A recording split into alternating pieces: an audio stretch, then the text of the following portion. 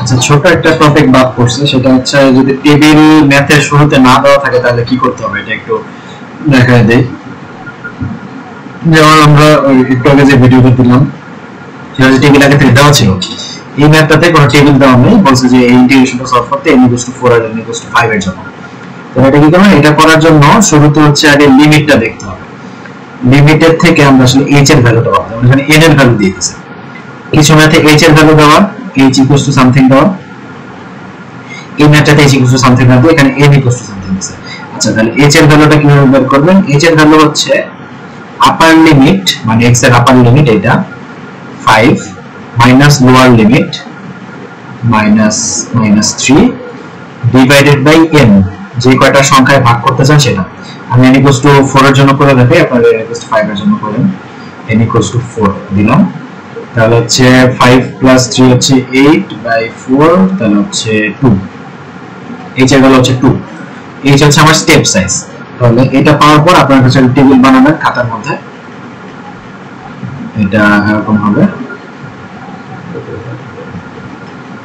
যদি হয় এটা হবে x, এটা হবে f of x সমান সমান এই জিনিসটা, এখানে হচ্ছে 4x - 3 এটার হোল কিউব। তাহলে আপনি কি করবেন, শুরুতে দিবেন -3, এরপরে -3টা এখানে বসায় দিবেন, ক্যালকুলেটরে এটা করবেন, করলে কত আসে 4। এটা স্প্রেডশিটেও করা যায়, অবশ্যই স্প্রেডশিটেও সরাসরি হচ্ছে এখানে সূত্র দিয়ে দিবেন তাহলে হবে। আচ্ছা, স্প্রেডশিটে একবার করে দেখেন, এটা খাতায় তুলে দিতে পারবেন। আচ্ছা, এটা ক্লিয়ার করি।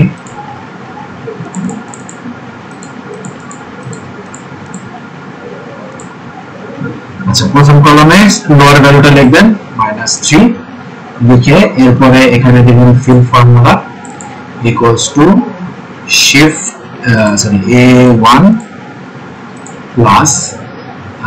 a1 প্লাস এখানে হবে হচ্ছে h মানে হচ্ছে 2, a1 প্লাস 2।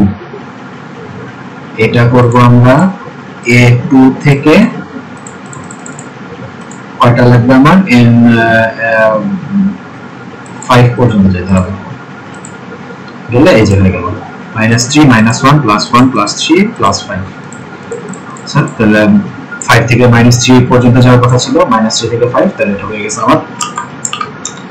আর এখানে লিখবেন হচ্ছে ফিল ফর্মুলা 4x - 3, তাহলে হচ্ছে 4 * a1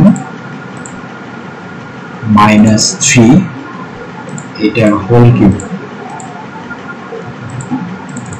4 * x - 3 হোল কিউব, এটা হচ্ছে b1 থেকে b5 পর্যন্ত দিলে এই যে অটোমেটিক সব ভ্যালু চলে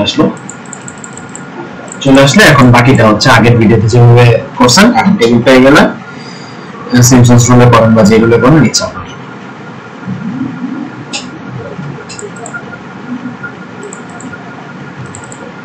সিম্পসনস 1/3 রুলে করা যাবে খুব ইজিলি। আচ্ছা, আগের ভিডিওটা দেখলে তো এটা অলরেডি পারেনি, থাকতে হবে, এখানে বিশেষ করে দেই।